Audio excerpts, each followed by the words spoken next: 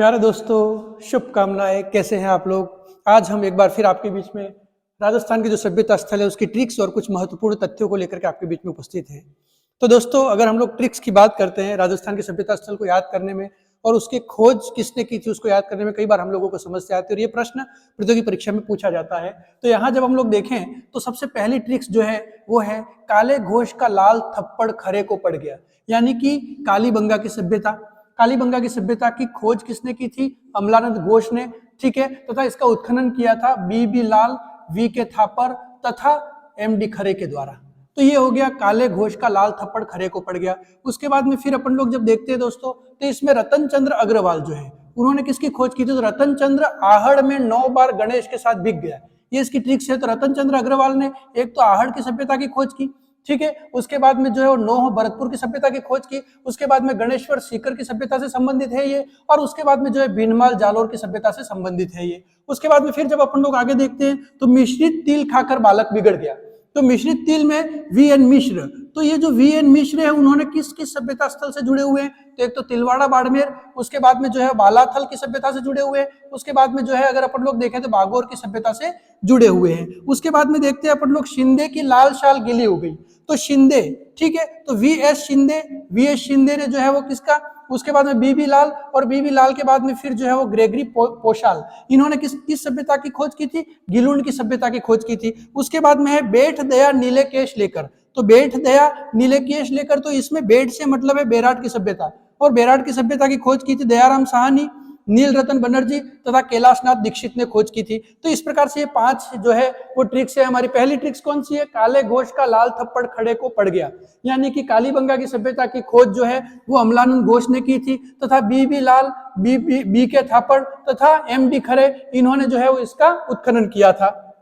रतन चंद्र आहड़ में 9 बार गणेश के साथ बिक गया, यानी कि रतन चंद्र अग्रवाल ने आहड़ की सभ्यता की खोज की, नोह की सभ्यता की खोज की, गणेश्वर की सभ्यता की खोज की, और उसके बाद में जो है भीनमाल की सभ्यता की खोज की थी। उसके बाद में मिश्रित तिल खाकर बालक बिगड़ गया, तो मिश्रित का मतलब है वी एन मिश्र, तो वी एन मिश्र कौन सी सभ्यता स्थल से जुड़े हुए हैं? तो तिलवाड़ा बाड़मेर, उसके बाद में बालाथल की सभ्यता, और फिर उसके बाद में बागोर की सभ्यता से जुड़े हुए हैं। फिर हम लोग देखें शिंदे की लाल शाल गिली हो गई, तो यहाँ पर बात हो रही है गिलुंड की सभ्यता, जो राजसमंद में। गिलुंड की सभ्यता की खोज किसने की थी? वी एस शिंदे, उसके बाद बीबी लाल, और फिर ग्रेगरी पोशाल ने की थी। उसके बाद में है बेठ दया नीले केश लेकर, तो बेठ का मतलब है बेराट की सभ्यता, इसकी खोज किसने की थी? दयाराम साहनी, नील रतन बनर्जी और कैलाशनाथ दीक्षित ने की थी। अब उसके बाद में दोस्तों कुछ और प्रश्न है जो महत्वपूर्ण है। तो भारतीय पुरातात्विक सर्वेक्षण विभाग की स्थापना 1861 में अलेक्जेंडर कनिंघम ने की थी। किसने की थी?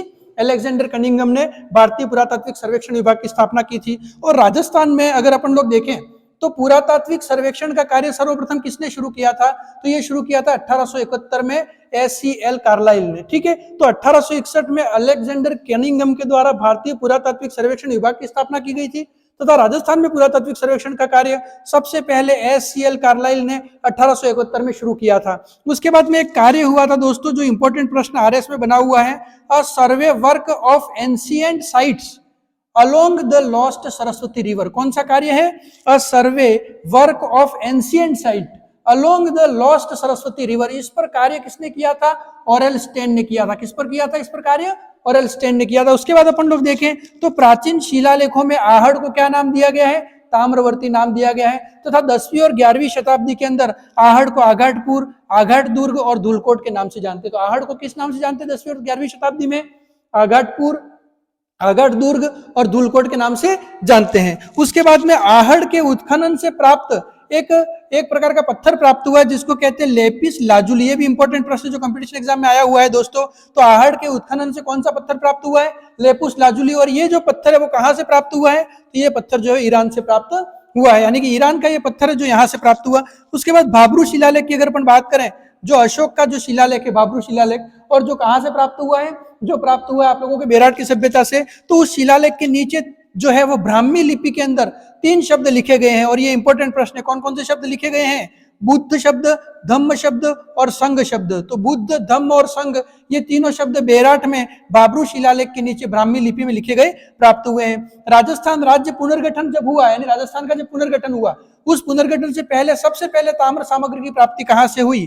1934 में ये प्रश्न प्रतियोगी परीक्षा में पूछा गया है। कहां से प्राप्त हुई? कुराडा पर्वतसर से। और ये कहां पर है?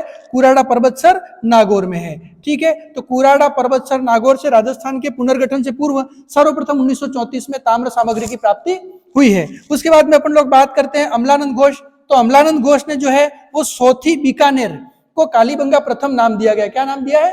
कालीबंगा प्रथम। किसने नाम दिया? अमलानंद घोष ने। तो अमलानंद घोष ने बीकानेर में एक सभ्यता स्थल मिला है सोथी, जिसे उन्होंने कालीबंगा प्रथम नाम दिया है। क्या नाम दिया है? कालीबंगा प्रथम नाम दिया। तथा हड़प्पा सभ्यता का उद्गम स्थल भी कहा है इसको। क्या कहा है इसको?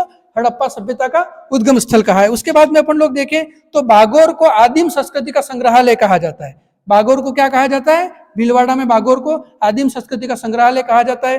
तथा जाख बाबा की प्रतिमा कहां से प्राप्त हुई है? नौह भरतपुर से जाख बाबा की प्रतिमा प्राप्त हुई है। और रेड निवाई टोंक को प्राचीन भारत का टाटा नगर कहते हैं। ये सभ्यता से संबंधित महत्वपूर्ण प्रश्न और ट्रिक्स हैं। धन्यवाद, शुभकामनाएं।